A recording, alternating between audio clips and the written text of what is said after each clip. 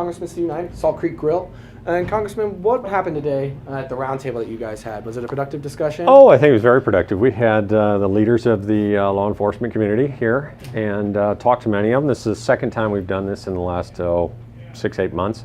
And just sit down with them, talk about the issues that might be coming out of the federal government, out of the state, and here locally that have to do with crime and a lot of the big issues that are happening, and we're seeing them in our communities, like heroin and other transportation of drugs. Could you tell me like one specific thing that you guys talked about concerning maybe the drugs or? We see transportation of drugs. We see it coming from the south and coming up in through the 5 and up into Santa Clarita and up into Palmdale, Lancaster, and into Bakersfield.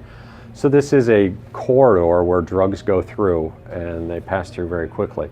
So, that is a concern. It's a big concern when we've got overdoses here in Santa Clarita, and we've got overdoses up north and out in Simi Valley. So anything that we can do to kind of hit this hard and knock it down quick is what we're working on.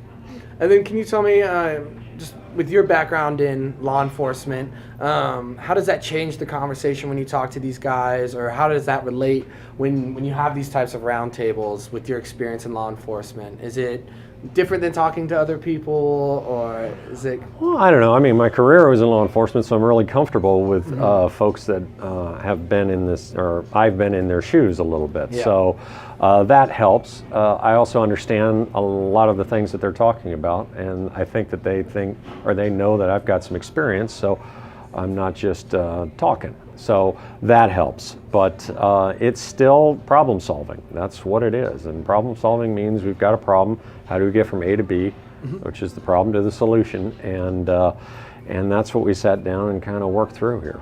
Okay, very nice. Can we expect any national policy coming down that would affect law enforcement at the local level?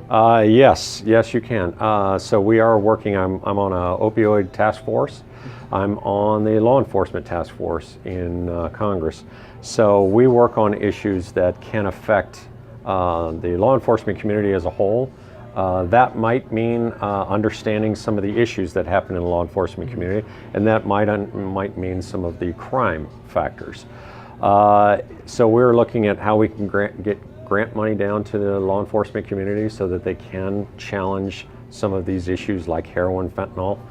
And so we're also looking at other bills that have to do with opioids and what the doctors prescribe, how their prescription goes, when maybe the kids on a sports injury, how many times they have to go back to the doctor and see the doctor face to face, when the prescriptions are refilled.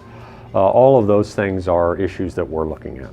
Okay, all right. Well, thank you so much, sir. Would you have anything you'd like to add?